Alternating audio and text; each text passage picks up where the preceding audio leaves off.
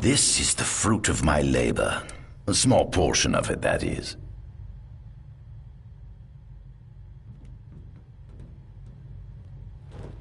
I envy you. A human life is too short to truly understand all there is to know about the world. Go on, have a look. Oh.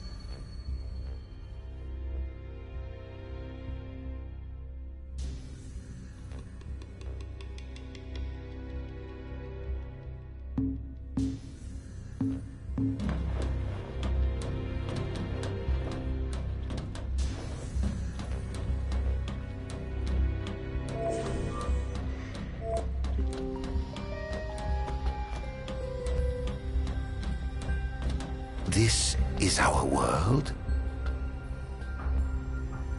It has been estimated that Eos came into existence some 4.5 billion years ago.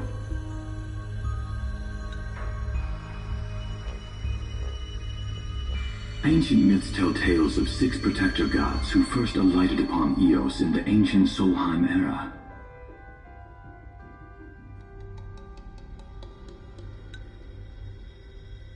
Fossils thought to be remains of the oldest members of the human race were discovered in the Vistala region.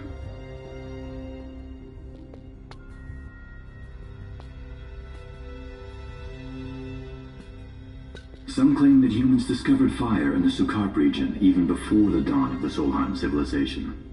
According to legend, the fire god Ifrit first bestowed his burning wisdom upon a man who later sat the throne of Solheim. Some claim that humans discovered fire in the Sukarp region even before the dawn of the Solheim civilization. According to legend, the fire god Ifrit first bestowed his burning wisdom upon a man who later sat the throne of Solheim. The mechanized civilization of Solheim is presumed to have originated in the Disgaea and Klang regions. Exactly when the civilization rose and fell, however, remains the subject of much investigation.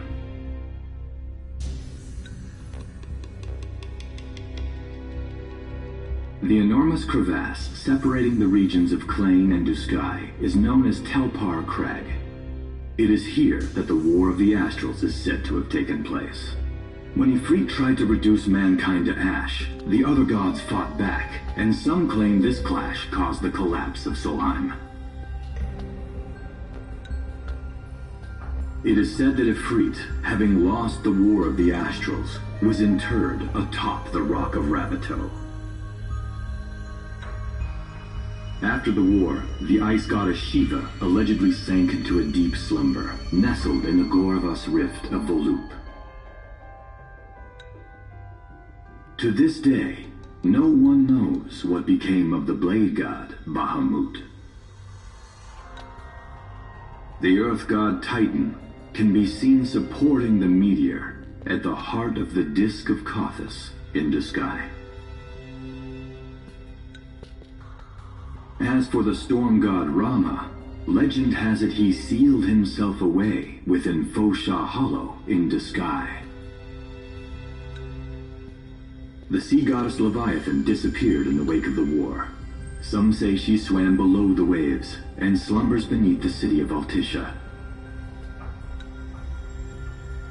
Some 2,000 years ago, the gods granted Somnus Lucis Caelum 2 gifts: the sacred stone and ring. With these in hand, he founded the kingdom of Lucis. In the centuries since, Lucis has managed to expand its territory while struggling to suppress a parasitic plague. As of ME 722, Mor's Lucis Caelum sits the throne as the 112th monarch of his line. Regis Lucis Caelum is King Mor's firstborn son, and first in line to succeed his father. Angelgard, off the coast of Golden Key, is an uninhabited island that Lucians regard as sacred ground.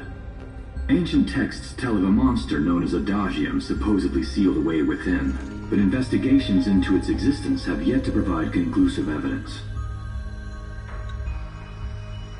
Soon after the establishment of the Kingdom of Lucis, House Fulare founded the nation of Tenebrae. The Empire began its occupation of Tenebrae in ME 359, a move that was initially met with much apprehension. In order to assuage the dissenters, the Empire preserved the Oracle's home of Fenestala Manor. This concession was partially made for political purposes. House Fulare enjoys close ties with the line of Lucis. The Accordo Protectorate has developed into a bustling league of towns at the heart of maritime trade. In ME 606, the Empire won an important battle against the allied forces of Lucis and Accordo, and in turn, annexed the Protectorate. The country is steeped in traditions and cultures that are incompatible with imperial rule, so the Empire has permitted it a measure of relative political autonomy.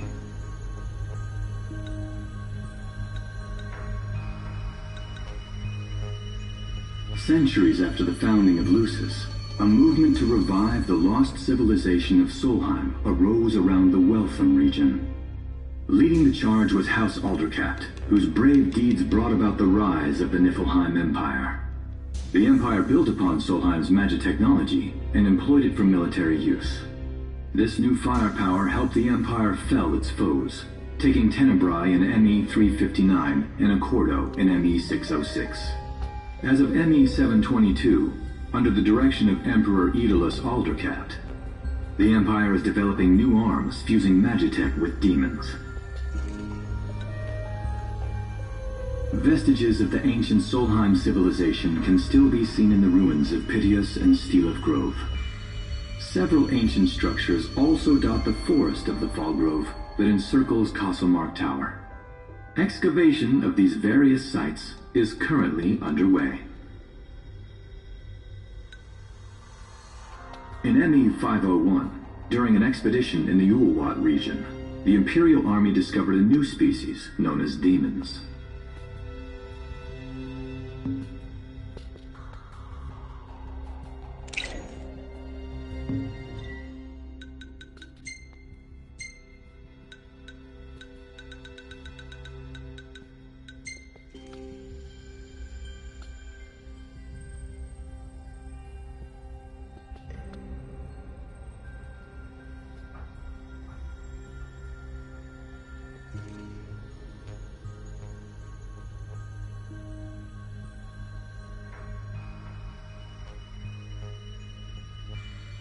At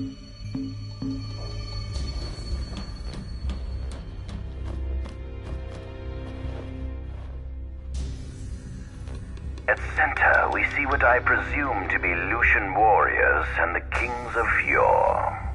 I've learned a great deal about the first king of Lucis, but I never knew he was second in line. It seems to depict a legend in which the chosen king dispels the darkness. If that's true, does that mean Lucis intends to someday stand above all others? Their trifling tales mean nothing in the face of our superior technology.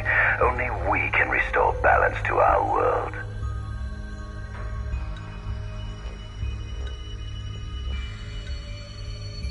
At the top of the painting, we see the Oracle herself. The bloodline of the Oracle is one of the oldest in Eos, originating with Eromirus Flore. Only they possess the power to commune with the gods. This painting depicts the Oracle as some goddess of light herself. She'd doubtless prove a powerful ally if she could be persuaded. On the sides of the frame, we see the Hexathian. Conspicuously absent is the traitorous god of fire who started the Great War of old. Perhaps developing a deeper understanding of the demons will bring us closer to comprehending their divine counterparts. But what if I were to find a way to combine those two disparate elements? By my estimation, the grotesque creatures depicted here are likely demons. Could this mean these monsters will be harbingers of the apocalypse? If only we could find a way to harness their power for ourselves. The line of Lucis was chosen to eradicate evil from Eos. And with the divine on their side, how could they fail?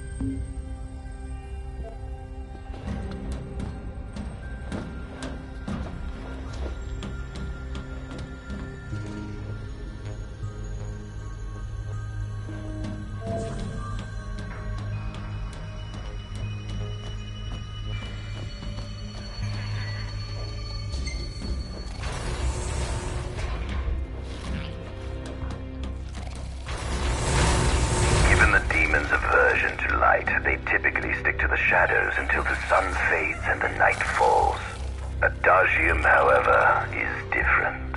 Unlike his demon brethren, he can still function uninhibited in broad daylight. Of course, the ultraviolet rays harm him, much like they would any other demon. Yet his cells regenerate quickly enough to essentially negate the damage. It stings. Like the light of the sun. Perhaps I'd best cover up.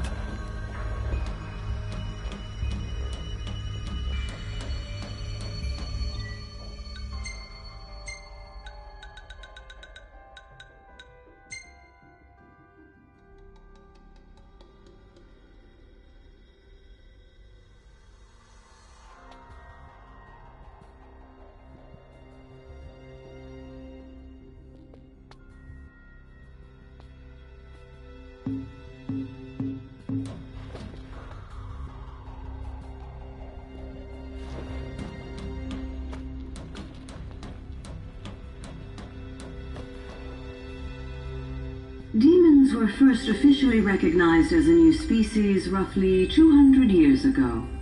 According to ancient texts, however, humans have suffered from a parasitic plague wrought by the demons for upward of 2 millennia. Demonification is caused by a mutant strain of plasmodia that takes root in living creatures and changes their cellular structures. Infected creatures begin to disperse miasmal particles, the spread of which is known as the Star Scourge. This model is a replica made from plaster poured into a demon-shaped cavity discovered deep underground. Demons sublimate when their vital functions cease, so this particular specimen must have vaporized after the mud around it had already solidified. Scientists believe this subject burrowed into the earth in order to shield itself from the light of the sun.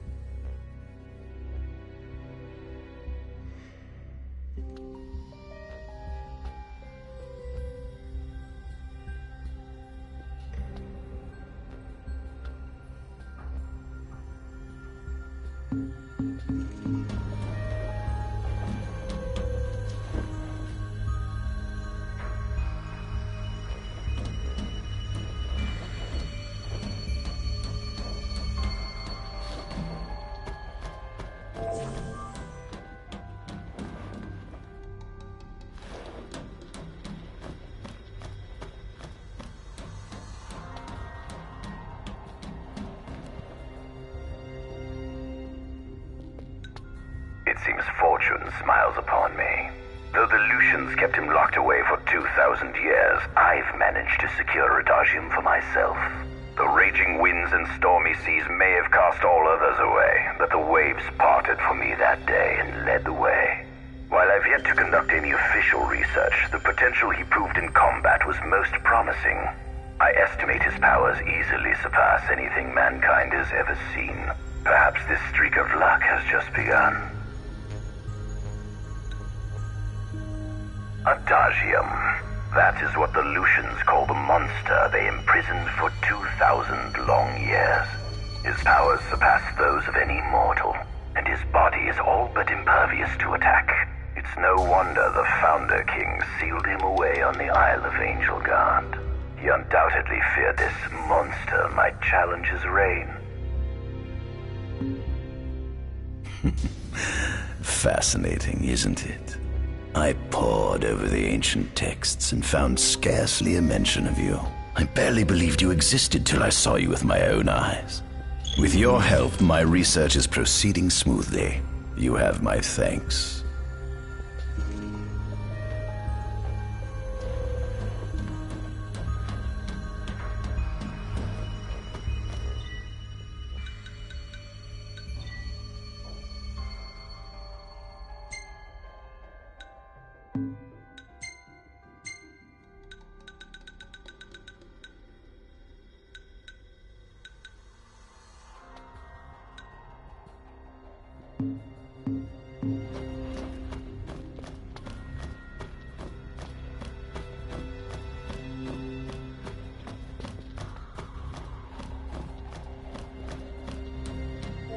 Do watch your step, won't you?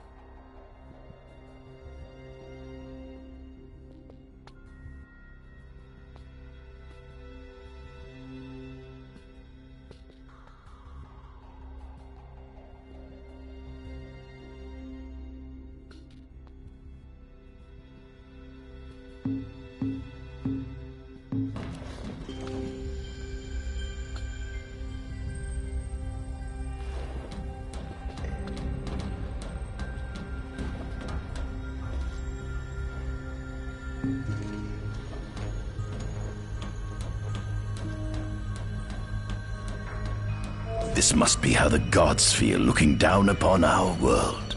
Here we have a model of imperial territory. It includes our present lands as well as our future acquisitions. Feel free to have a look.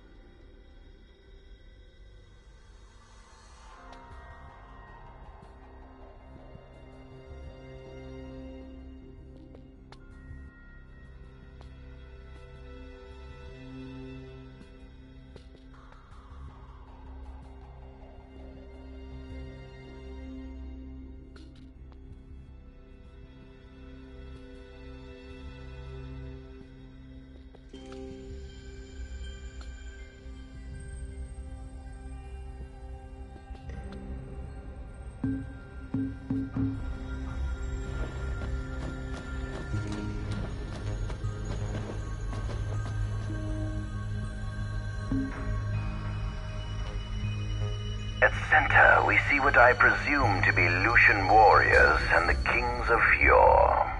I've learned a great deal about the first king of Lucis, but I never knew he was second in line.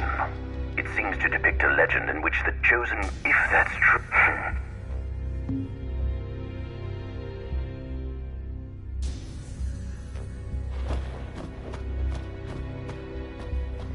There's something you should see.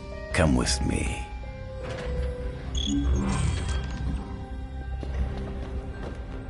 I found something most interesting on the Rock of Ravito.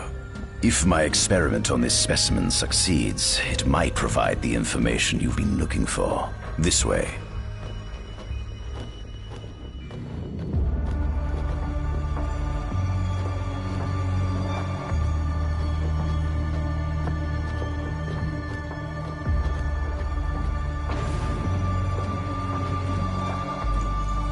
Is that? Ifrit the Infernian. You subjugated a god and brought him here? He was sound asleep, just like the legend said he'd be, so we put him on ice. Do you think you could turn him Into a demon? If you managed to demonify a deity, you could learn truths no mere mortal could ever dream of knowing. You'll access 2,000 years of his memories, and if you can control him, he'll be a weapon of supreme power. It's certainly an enticing offer, isn't it? Just think you could exact sweet revenge through divine retribution. How do you know what I want? I don't, but I know you have no other options. Well, shall we?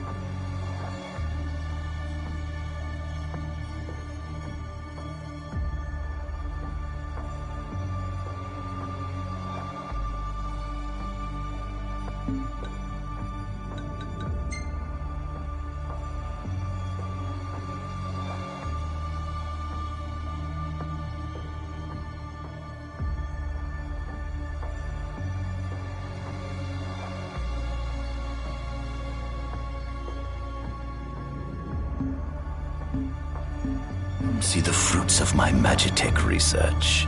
This way. The ancient civilization of Solheim, forefathers of our Magitechnology, once flourished on this land. Had they not incurred the wrath of the gods, they may have remained prosperous to this day. And you wish to restore them to greatness? To surpass them, which is why I need you to lend me your strength. But I'm certain magic technology and demons are the keys to unlocking the door to a new future.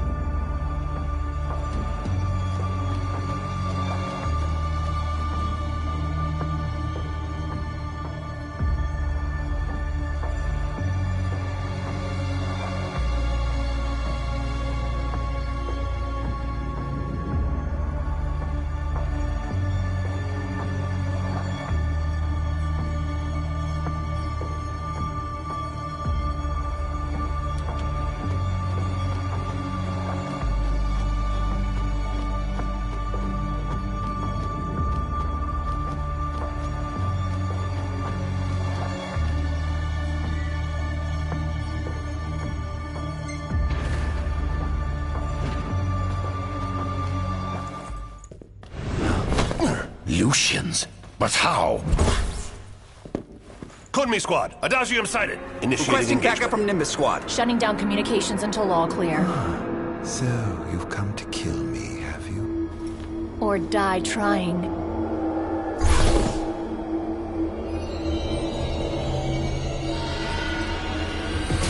Just as you accused me of a right satisfaction.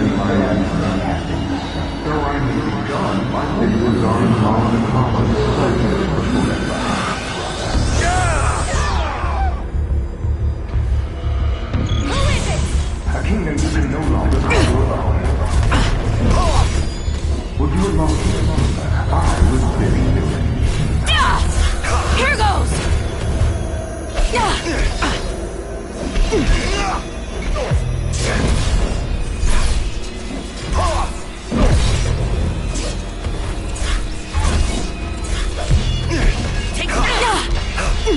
Enough!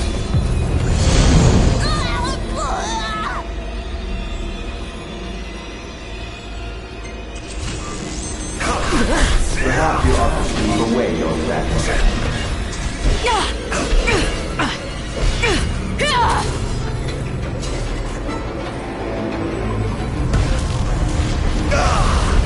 This power! So this is it. I hope you know it's your fault. Such power. You monster. You would be Such caught up in your power. idealized illusions to save your life. That girl proved your the one in the dark for all time. This is not...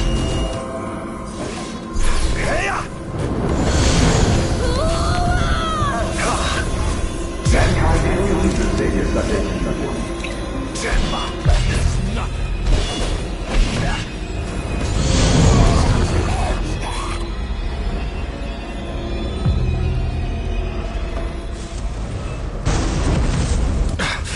Blast!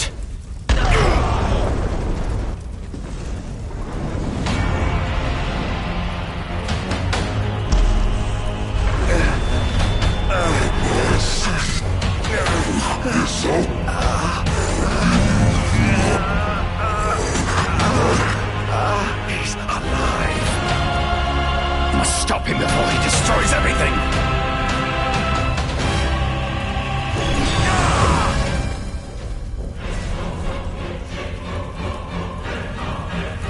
Behold!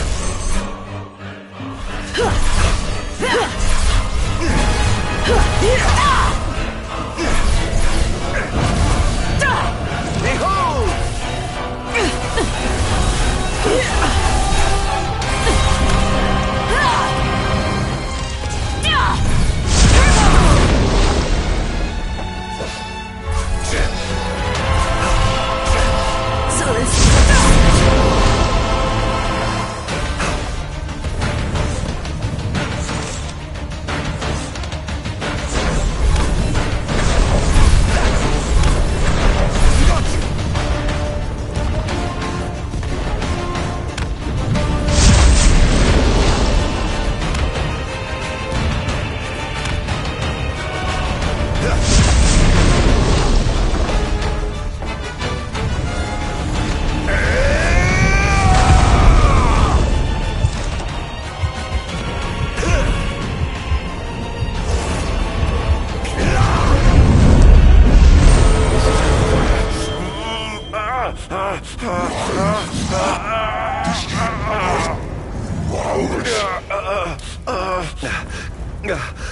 Oh, Infernian, grant me the power to take Somnus, his people, and his cursed kingdom, and burn them all to the ground!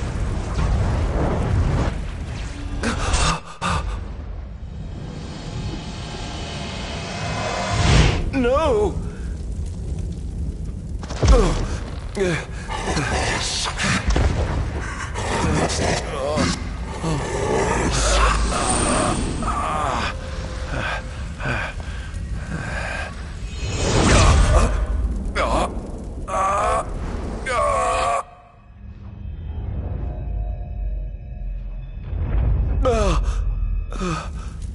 I was the one chosen to be king.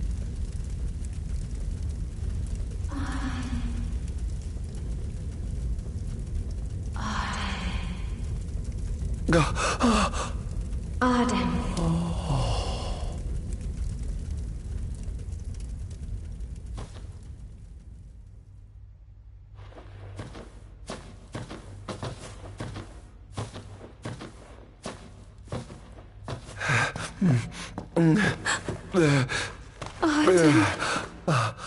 Era.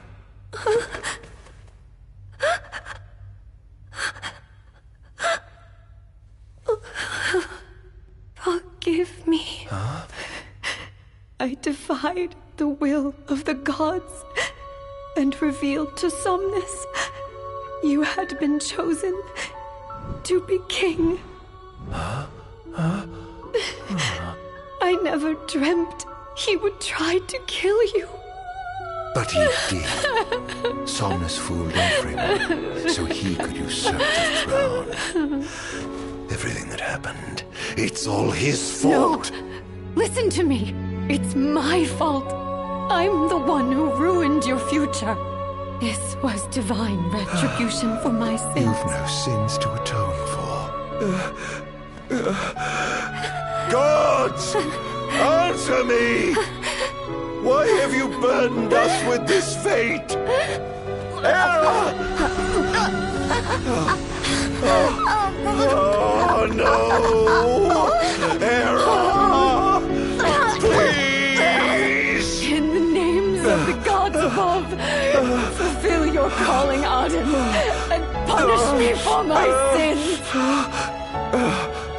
Era. Kill me. That's right. Kill her. Put that monster out of its misery, just like I did.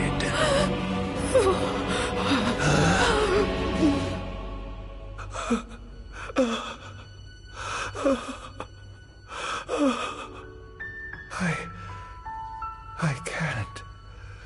My calling is to save lives. Just like you saved that innocent man by turning him into a demon. Please, Ardyn. You must live. I can't. Not without you. Come. Why not give the lady what she wants?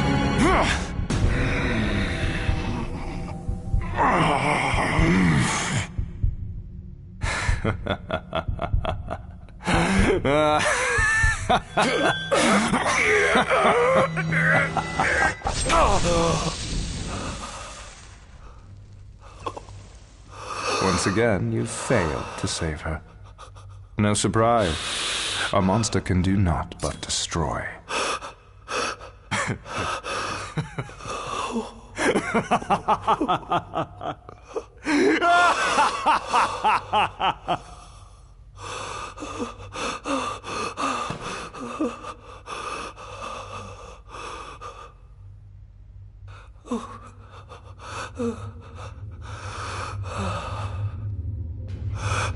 I'll never forgive you, Somnus. This monster may not be able to destroy you, but I'll see to it that I destroy everything you built.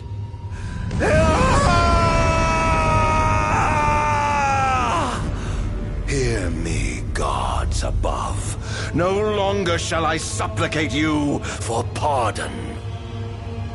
No longer shall I sojourn toward the light. Nay, the path I intend to tread is paved with blood and darkness.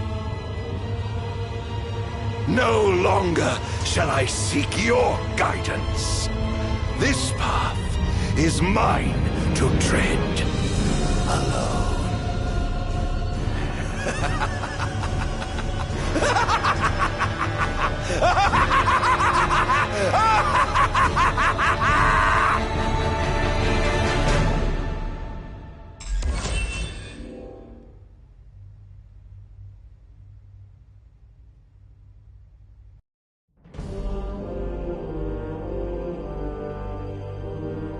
The Empire's demonic experiments bore fruit before long, precipitating the production of a Magitech infantry. As recognition for his contribution to this research, Ardyn Izunia was inaugurated as Imperial Chancellor. Thanks to its newfound firepower, Niflheim managed to break the stalemate that shackled the nation for more than 100 years, and, in turn, forced Lucis to scale back its magical barrier. The untimely passing of King Mors ushered in the era of a new monarch, and the young Regis Lucis Kylum succeeded the throne. Meanwhile, Ardyn began to spread the Star Scourge throughout the world, stealing people's memories and learning as much about the kingdom as he could. In time, those memories began to merge with his own, gradually transforming him into a wicked echo of his former self. And now, at long last, the time for his revenge has come.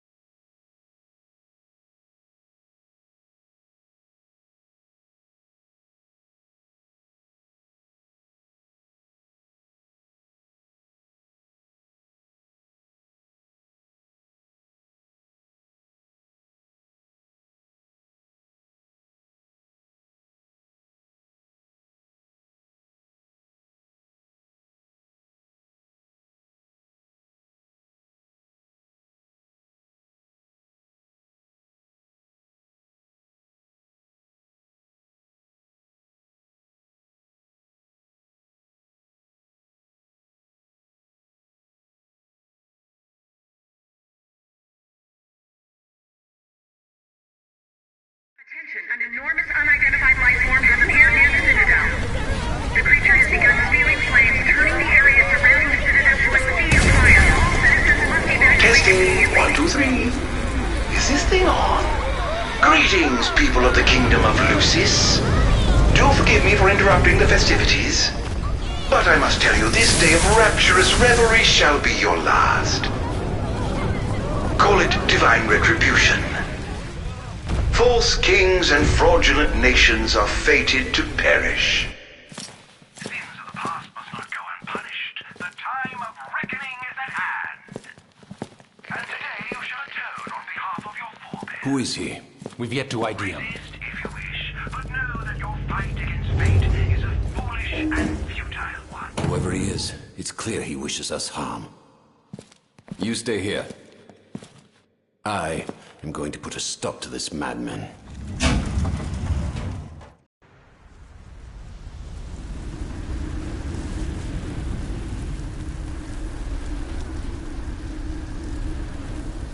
Well, time to set to work.